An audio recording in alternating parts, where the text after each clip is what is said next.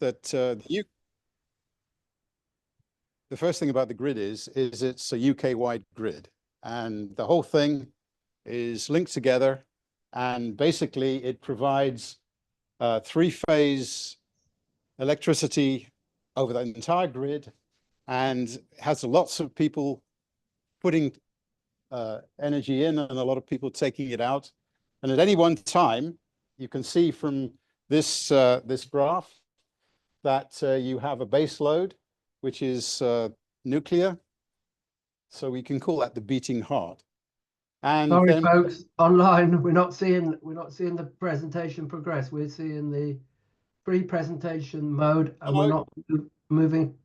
Okay. Okay, just I'll sort that out. Actually, just no. It's working. It's working. Yes, I know, but there might not be online. Is it shared? Is it shared? It is shared. Yes, it must be shared. We are just seeing the PowerPoint, the editable version, the editable stage of PowerPoint. So you just need to click through the slides one by one. There we go. Oh, that's it. That's it. We've got. Okay. Yep. Okay. Is that in presentation mode? Yes. Okay, fine. So basically we have, if you look at the panel on the top right-hand side, you have what was the mix yesterday, and you can see that it is a mixture of gray, which is various with nuclear. There's some the brown is biomass, the yellow is gas, and the blue is wind, and there's a few other ones up there as well.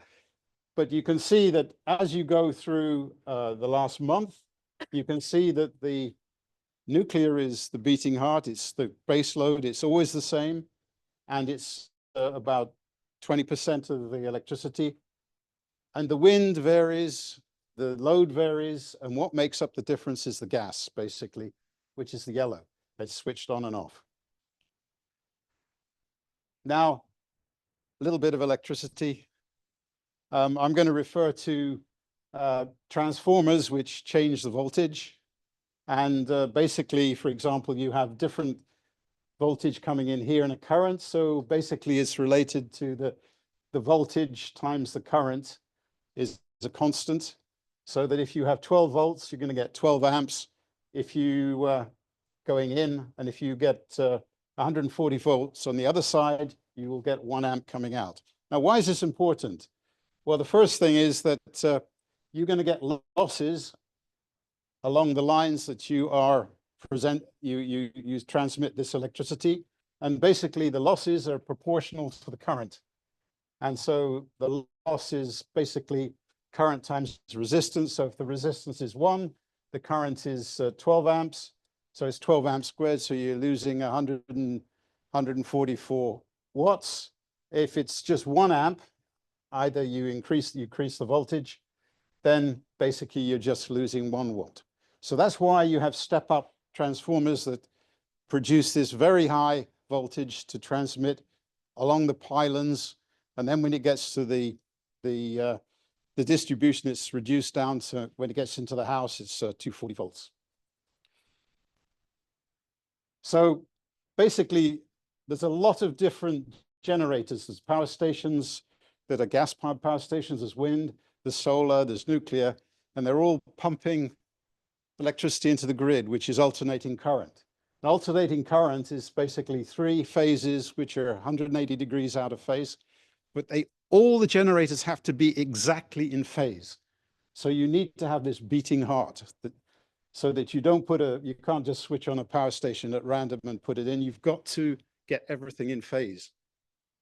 So that's important. So what happens is you get the step-up transformer from the power station. The power stations are about 275 volts. So, and then you put it on the network, which is at least 400 kilovolts, so that it goes down the network. So you get minimum losses. And it goes through all of these step-up transformers. If you've got wind farms, probably it's probably AC, then it's made into DC, and then it's made into AC, and then it goes in the step-up transformer again. Okay, so also you have other things that produce DC all of the time. So for example, solar panels, they'll produce, each panel is probably a few volts. You put them all together and you produce a DC current. And that has to go into what is known as an AC, a DC to AC converter. And that will step up the voltage and put it up into the grid at, again, 330 kilovolts. So then the next part of it is we have a lot of stuff that we bring in from up to about a third of the electricity comes in from other countries. It comes from across the channel, from the France and Netherlands and Belgium. It goes from all the way up to Norway. And the transmission is usually high voltage DC in undersea cables. But then you have to step it up, DC to AC, to put it into the network that goes in the whole of the UK, which is basically on its own. So you also have distribution networks in local areas. So basically you take off the grid, you will take this high voltage, you will step it down to a lower voltage, and you will put it into the grid and so on.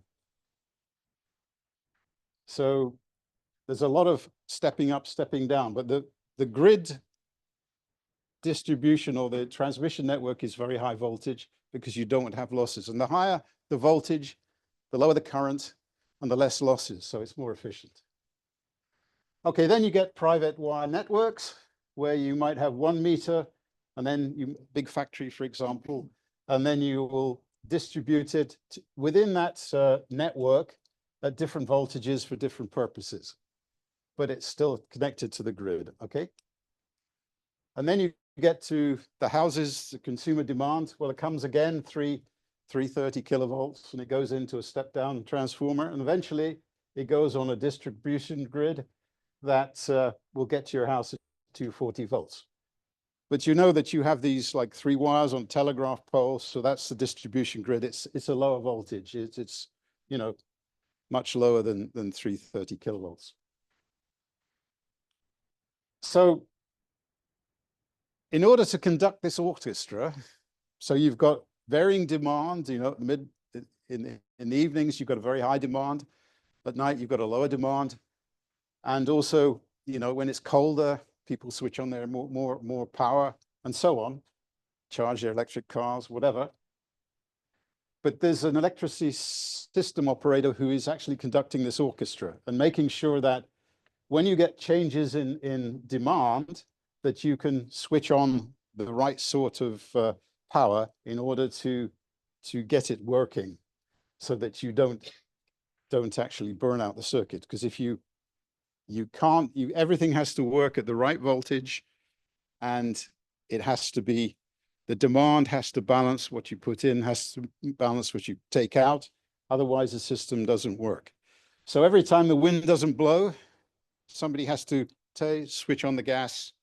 If there's a nuclear power station which goes down, you have to say, okay, let's have something else up there as the beating heart that will produce the base load so that it continues to run. So that's basically the grid in a nutshell. That's great. So